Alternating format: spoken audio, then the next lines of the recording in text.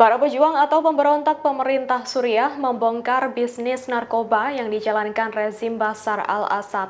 Kelompok dari Hayat Tahrir al-Sham atau HTS itu mengungkap bisnis ekspor Captagon yang masuk kategori obat-obatan terlarang berskala besar. Seusai menggulingkan rezim Assad, HTS merebut pangkalan militer dan pusat distribusi narkoba yang membanjiri pasar gelap Timur Tengah. Pada Rabu 11 Desember 2024, kelompok HTS mempersilahkan media AFP meliput gudang narkoba terkait. Obat-obatan terlarang itu disembunyikan di dalam komponen listrik untuk kemudian diekspor. Seorang anggota HTS, Abu Malik Al-Sami, mengatakan bahwa pabrik itu adalah milik Maher al-Assad, saudara Bashar al-Assad. Maher kini diduga melarikan diri setelah Assad digulingkan dari jabatan Presiden Suriah. Dilaporkan obat Captagon itu telah mengubah Suriah menjadi negara narkotika terbesar di dunia. Menurut investigasi AFP, obat tersebut menjadi ekspor terbesar Suriah sejauh ini, melampaui semua ekspor legalnya secara keseluruhan.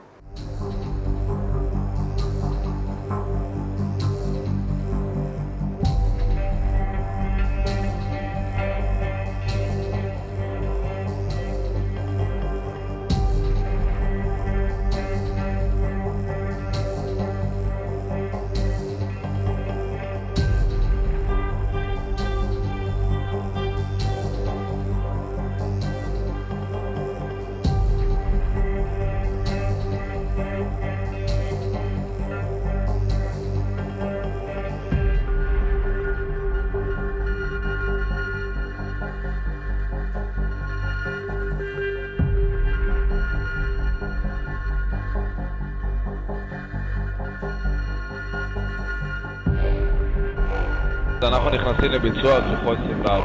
אני מוכן. 2, 3, שעה, קרב. סגירה. משנה, בזה שאני רשאי על הסוחר השני. יש אלפא. משנה מוודא שוב רשאי, חדל על שני הסוחרים. נראה שהכל תקין. מעולה, בהצלחה. 2, 3, שגר. הגיעה נראית טובה.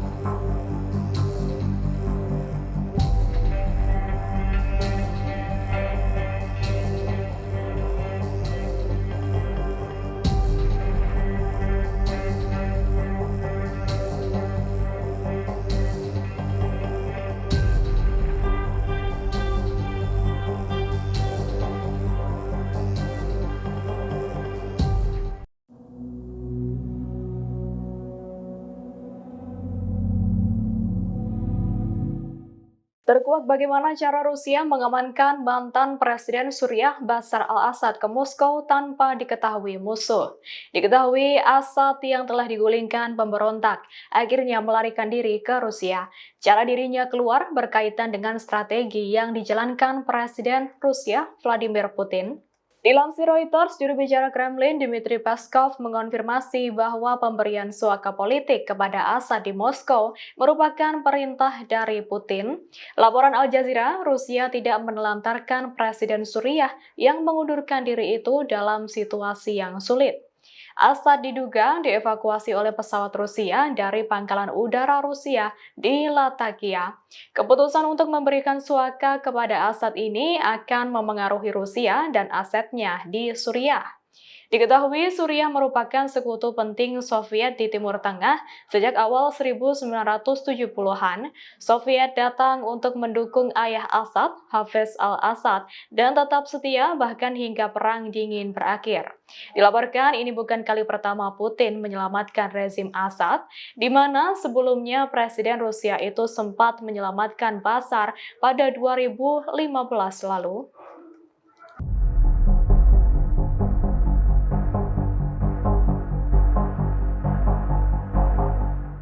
Jerman dan Prancis telah sepakat untuk bekerja sama dengan kelompok oposisi Suriah yang menggulingkan rezim Bashar al-Assad.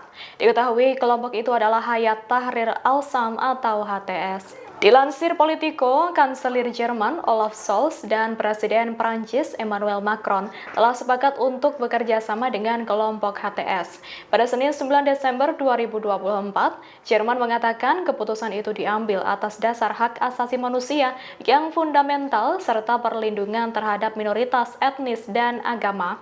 Hal itu juga diputuskan setelah pembicaraan telepon yang dilakukan oleh para pemimpin Prancis dan Jerman di hari yang sama. Seperti diketahui, kelompok HTS menggulingkan rezim Assad dan mengambil alih kendali Suriah pada Minggu 8 Desember. Kemenangan oposisi itu diraih setelah 13 tahun perang saudara berlangsung, menewaskan lebih dari 1,5 juta orang. Negara-negara barat sedang berdebat tentang cara menghadapi pemberontak Suriah atau HTS. Pasalnya diketahui kelompok HTS ini sejak dulu ditetapkan sebagai organisasi teroris oleh Amerika Serikat dan Inggris.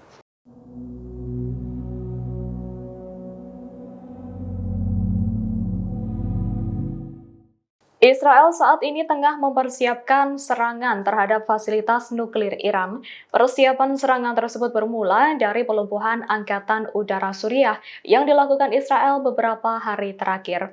Diketahui IDF telah menghancurkan hampir 90% pertahanan udara dan situs militer Suriah yang semakin membuka lebar peluang untuk menyerang Iran.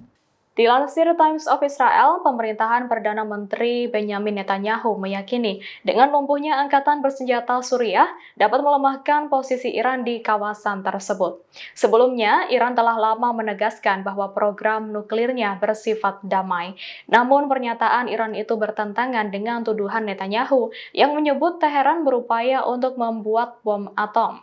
Dilaporkan pada awal minggu ini, jet tempur Israel menyerang lebih dari 250 target di seluruh Suriah, termasuk bandara dan pelabuhan laut, situs pertahanan udara dan rudal, serta fasilitas gudang industri militer. Serangan itu Israel lakukan setelah kelompok militan Hayat Tahrir al-Sham atau HTS pada minggu lalu menggulingkan rezim Presiden Bashar al-Assad.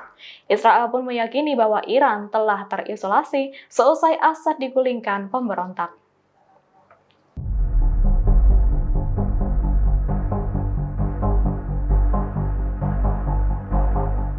Setidaknya ada 3.000 tentara Suriah rezim Bashar al-Assad yang kebingungan mencari tempat perlindungan setelah presidennya digulingkan pemberontak. Diketahui pejabat Irak mengatakan negaranya tidak berniat memberikan suaka kepada para tentara tersebut. Dilansir The New Arab, Kamis 12 Desember 2024, dilaporkan bahwa tentara dari Angkatan Bersenjata Suriah yang loyal terhadap Presiden Assad melarikan diri ke Irak. Peristiwa itu terjadi pada 8 Desember menyusul kejatuhan rezim oleh pemberontak. Dalam video yang beredar di media sosial, terlihat sejumlah besar tentara Suriah melarikan diri ke Irak melalui pos perbatasan Al-Qaim. Para tentara Suriah itu kabur menuju ke Provinsi Anbar bagian barat Irak untuk mencari perlindungan. Pejabat Irak membenarkan peristiwa itu, namun tentara rezim Assad tidak akan mendapat suaka di sana. Meski begitu, Wakil Kepala Komite Keamanan dan Pertahanan di Parlemen Irak, Sakvan Sindi, mengatakan bahwa pemerintah sedang mempertimbangkan cara terbaik untuk menangani kehadiran tentara Suriah. Irak juga akan menunda rencana pemulangan tentara Suriah hingga situasi di negara itu membaik.